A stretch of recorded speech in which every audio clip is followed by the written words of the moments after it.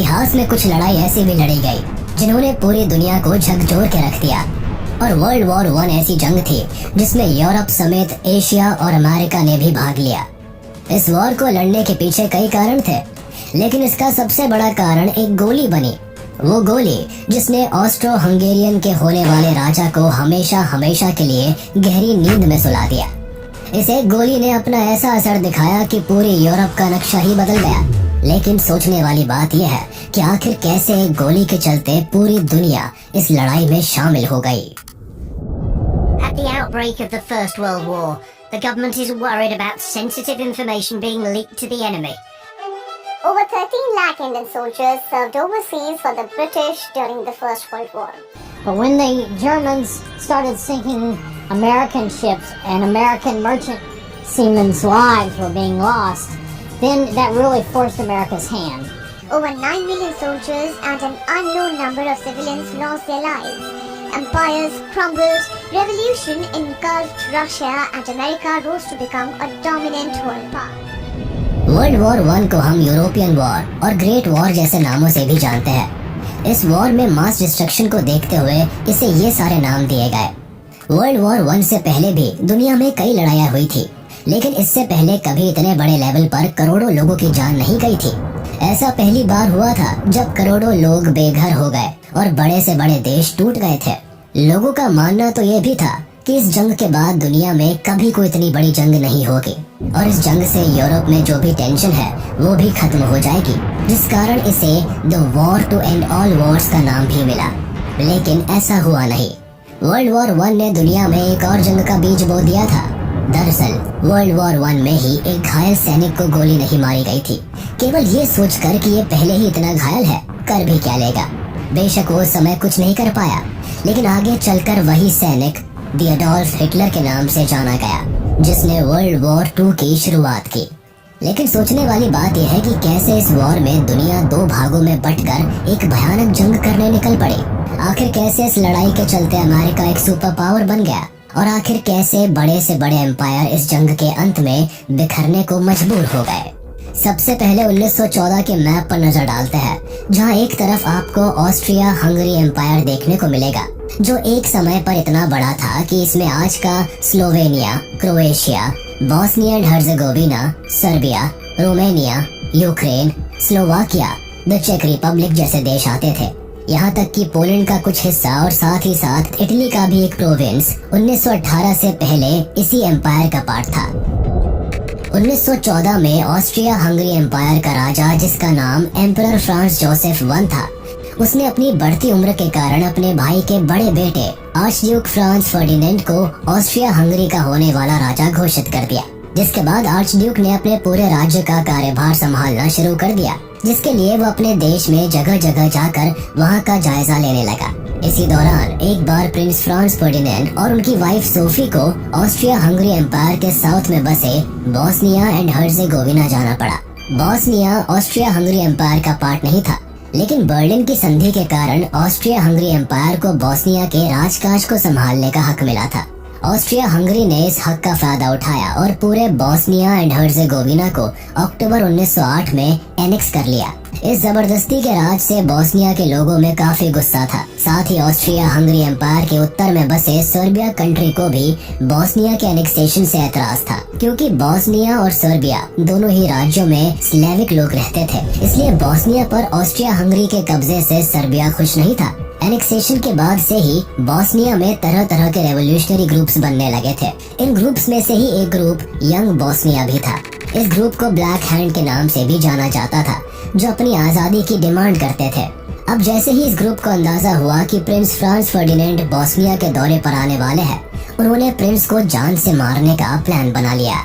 Prince जब Bosnia गए तो रास्ते में उसी ब्लैक हैंड ग्रुप के 19 साल के मेंबर गैवरिलो प्रिंसिप ने प्रिंस फ्रांस फर्डिनेंड और उनकी वाइफ सोफी पर गोली चला दी। जून 28, 1914 को 11:15 पर बॉस्निया में ऑस्ट्रिया हंगरी के होने वाले राजा और उनकी वाइफ को सबके सामने मार दिया गया, वो भी एक 19 साल के लड़के के द्वारा, जिसका साथ सर्बिया ने दिया था। इसके बाद ऑस्ट्रिया हंगरी के chief of general staff Franz Graf Conrad von Hotzendorf और foreign minister Leopold Graf von Berchtold ने राजा को सजेस्ट किया कि इतना बड़ा हादसा होने के बाद हम आसानी से युद्ध में उतरकर खुलेआम सर्बिया पर कब्जा कर सकते हैं। हंगरी के राजा ने भी अपनी आर्मी चीफ की बात को एक्सेप्ट किया और सर्बिया को एक अनएक्सेप्टेबल अल्टीमेटम भेज दिया। इस अनएक्सेप्टेबल अल्टीमेटम में कई ऐसी शर्तें रखी गई थी जो एक स्वतंत्र देश के लिए मानना नामुमकिन था। इसमें पहली शर्त थी कि सर्बियन गवर्नमेंट दक्षिणी स्लेविक लोगों को यूनाइट करने के पॉलिटिकल कैंपेन से दूरी बना ले ताकि बॉस्निया ऑस्ट्रिया हंगरी का अधीन देश बनकर रह सके। चेतावनी में यह भी कहा गया था कि सर्बियन आर्मी एंटी ऑस्ट्रियन आंदोलनकारियों का साथ देना बंद कर दे और सर्बियन प्रेस और स्कूल बुक्स में ऑस्ट्रिया के खिलाफ एंटी ऑस्ट्रियन प्रचार करना छोड़ दे। इन सभी शर्तों में छठी शर्त कुछ यूं बनाई गई थी कि जिसे मानना सर्बिया के लिए बिल्कुल मुमकिन नहीं था। छठी शर्त में कहा गया था कि प्रिंस के हत्यारों के खिलाफ सीरियस इन्वेस्टिगेशंस चलाई जाए और इसमें ऑस्ट्रियन डेलीगेट्स को भी हिस्सा लेने का मौका मिल सके। साथ ही वोजिस्लाव टैनकोसिच और मिलान सिगानोविच जैसे सिविल सर्वेंट्स को अरेस्ट किया जाए जो हत्या की साजिश से जुड़े हुए थे। सर्बिया के सामने सबसे बड़ी चुनौती थी कि वो इस अल्टीमेटम का जवाब केवल 48 घंटों में दे। युद्ध की कोई चेतावनी नहीं दी गई थी, लेकिन ये साफ हो चुका था कि इस चेतावनी को ठुकराने का नतीजा डायरेक्ट वॉर हो सकती है, और हुआ भी कुछ ऐसा ही। 25 जुलाई को सर्बिया ने अपना रिप्लाई भेजा और सर्बिया के डिमांड्स न मानने पर जुलाई 28, 1914 को ऑस्ट्रो हंगरी ने सर्बिया पर वॉर घोषित कर दिया। जब वॉर केवल दो देशों के बीच छिड़ा तो इसमें बाकी यूरोपियन और तो और एशियन कंट्रीज ने क्यों छलांग लगा दी। 1914 का समय वो दौर था जब सारे यूरोपियन कंट्रीज अपनी टेरिटरी को मजबूत कर रहे थे। सभी अपनी मिलिट्री को स्ट्रॉन्ग बनाने में लगे थे। देशों ने युद्ध के लिए पहले से ही तैयारी कर रखी थी, जिसके कारण सभी देशों ने एक दूसरे के साथ अलायंस बनाना शुरू कर दिया था। 1914 तक सभी देशों ने आपस में अलायंस की हुई थी, जिसमें दो अलायंस सबसे अहम थी। पहली ट्रिपल अलायंस जो कि जर्मनी, ऑस्ट्रो हंगरी और इटली के बीच हुई थी। इसके अकॉर्डिंग अगर इन तीनों देशों में से किसी के ऊपर भी कोई और देश हमला करता है तो ये आपस में मिलकर उसके खिलाफ लड़ेंगे। दूसरी संधि थी ट्रिपल एंटेंटे। इस अलायंस में रशिया, यूके और फ्रांस शामिल थे। जब वॉर शुरू हुआ तो ऑस्ट्रो हंगरी ने अपनी अलायंस का हवाला देते हुए जर्मनी और इटली का दरवाजा खटखटाया। जर्मनी और ऑस्ट्रिया हंगरी के अच्छे रिलेशंस थे, लेकिन इटली ने जंग में पार्टिसिपेट करने से मना कर दिया। उसने कहा कि अलायंसेस के शर्तों के अनुसार जब तीनों में से किसी एक कंट्री पर कोई दूसरा देश हमला करेगा तो उन्हें एकजुट होकर युद्ध करना है, न कि खुद दूसरे देश पर हमला करने की कोशिश करनी है। दरअसल इटली के इस क्लियर डिनायल के पीछे एक और कारण था। 1911 में हुए इटालो टर्किश वॉर में इटली ने अपने इन दोनों अलायंस से मदद मांगी थी। दोनों देशों ने उस वक्त सीधे यही कहते मना कर दिया था कि इटली के पर्सनल इंटरेस्ट के वॉर में नहीं, बल्कि अगर कोई इटली पर हमला करे तब हम साथ देंगे।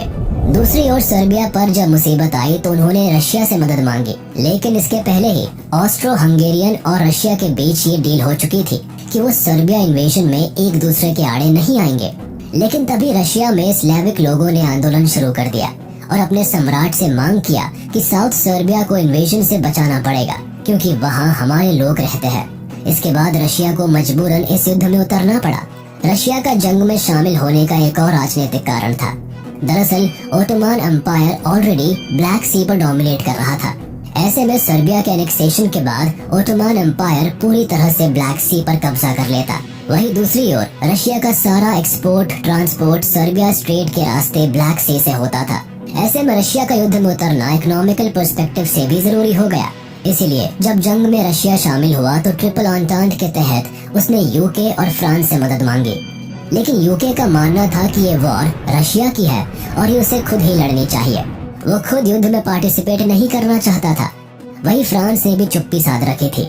फ्रांस के नॉन क्लियर जवाब से जर्मनी काफी टेंशन में था, क्योंकि अगर फ्रांस इस जंग में पार्टिसिपेट करता तो जर्मनी दोनों ओर से गिर जाता, जिससे उसके लिए जंग जीतना नामुमकिन हो जाता। इसलिए स्क्लीफन प्लान के हिसाब से जर्मनी ने फ्रांस पर हमला बोल दिया। मैप के हिसाब से देखें तो जर्मन एम्पायर रशिया और फ्रांस के बीच आता था। चूँकि रशिया एक बड़ा और ताकतवर देश था, इसीलिए इस प्लान के तहत जर्मन आर्मी को सबसे पहले फ्रांस पर हमला करना था ताकि उसे जीत लिया जाए। फिर जर्मनी अपनी पूरी मिलिट्री को मिलाकर रशिया पर धावा बोलकर उसे भी जीत लेगा। और इस तरह जर्मनी यूरोप के एक बड़े भाग पर अपना कब्जा जमा लेगा। फ्रांस ने अपने और जर्मनी के बॉर्डर पर पहले से ही काफी हैवी मिलिट्री लगा रखी थी। उन्होंने फ्रांस पर हमला बोलने के लिए बेल्जियम के रास्ते को अपनाया। ऐसे में बेल्जियम जर्मनी को उनके देश में घुसने की इजाजत नहीं देता, जिससे जर्मनी बेल्जियम पर हमला कर देता है। यूके और बेल्जियम के बीच सालों पहले लंदन की संधि साइन हुई थी, जिसके अकॉर्डिंग अगर कभी भी कोई बेल्जियम पर हमला करेगा तो यूके उसकी मदद करेगा।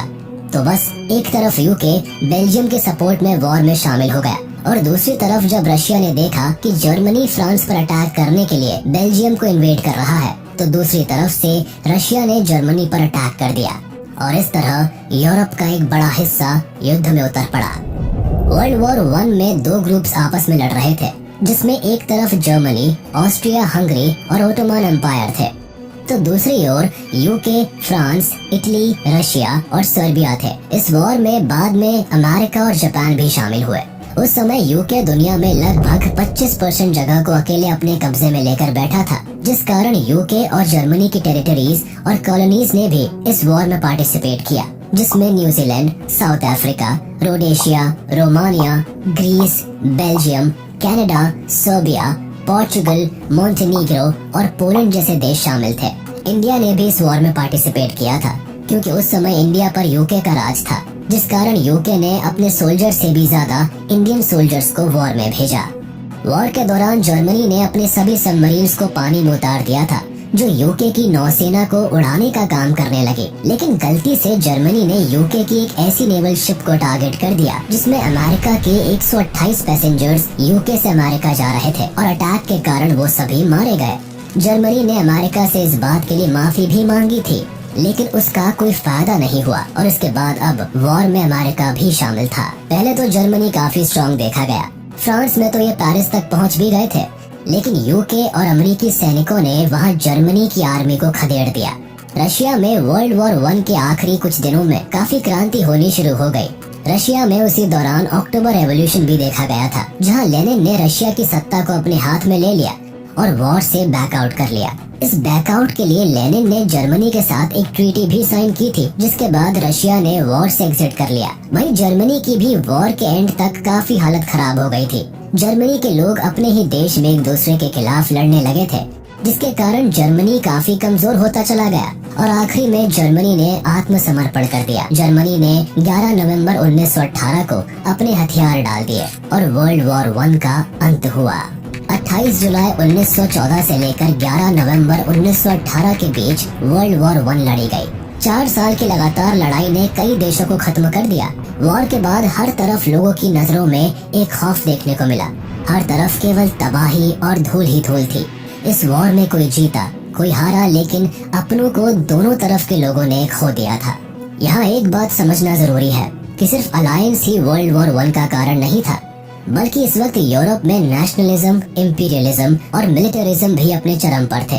राष्ट्रवाद होना तो कोई गलत बात नहीं थी, लेकिन यहाँ का नेशनलिज्म कुछ ऐसा था जहाँ राजा से लेकर प्रजा तक के मन में सिर्फ एक ही बात थी कि सिर्फ उनका देश महान है और अच्छा है, बाकी के सारे देश इंफीरियर है, निचले दर्जे के है। जहाँ इन देशों का मानना था कि पूरी दुनिया उन्हीं के महानता के नीचे रहे, सिर्फ उन्हें ही राज करने का हक है। अब राज करना ऐसे तो संभव था नहीं। अब एक एम्पायर की मिलिट्री से भी इन देशों को शांति नहीं मिली, तो इन्होंने दूसरे देशों के साथ मिलकर अलायंस बनाई, जो कि वर्ल्ड वॉर होने का सबसे बड़ा कारण बना।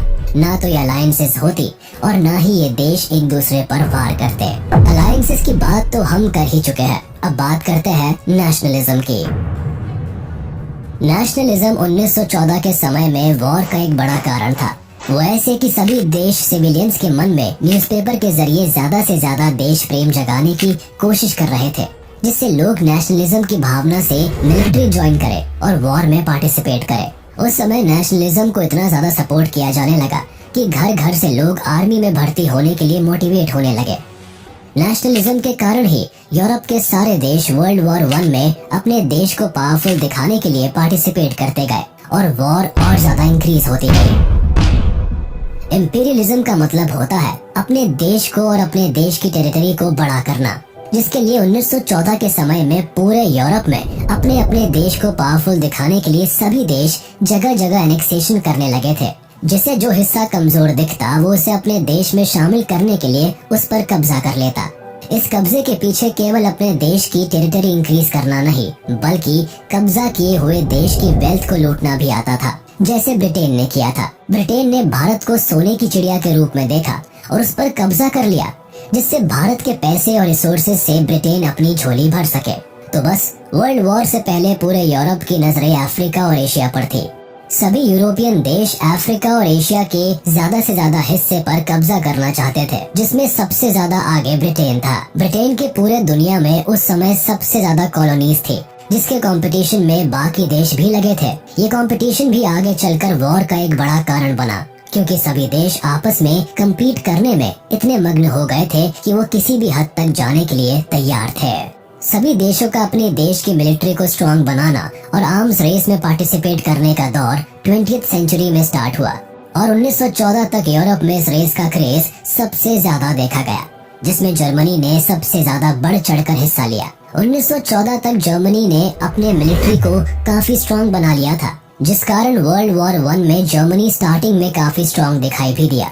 लेकिन ग्रेट ब्रिटेन ने भी जर्मनी की तरह अपनी मिलिट्री पर ज्यादा पैसा खर्च किया, लोगों को आर्मी में जाने के लिए मोटिवेट किया और अपने वॉर इक्विपमेंट्स में भी सुधार किए, जिससे ब्रिटेन जर्मनी से मुकाबला करने से एक बार भी नहीं कतराया।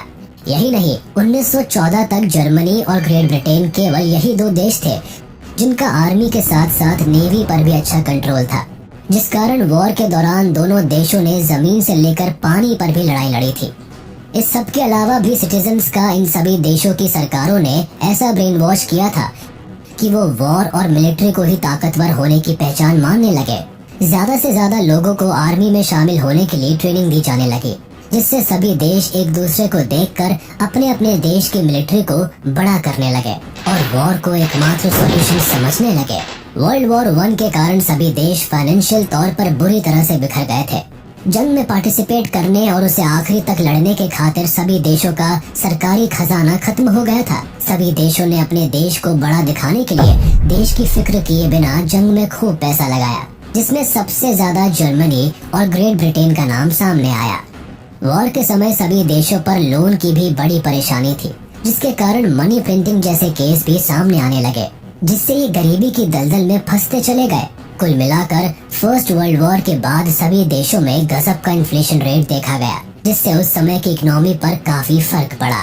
वर्ल्ड वॉर 1 के एंड ने पूरी 4 मोनार्कीज को भी हमेशा के लिए खत्म कर दिया था, जिसमें रूस के जार निकोलस सेकंड, जर्मनी के कैसर विल्हेम सेकंड, ऑस्ट्रिया के सम्राट चार्ल्स और ओटोमन साम्राज्य के सुल्तान आते थे।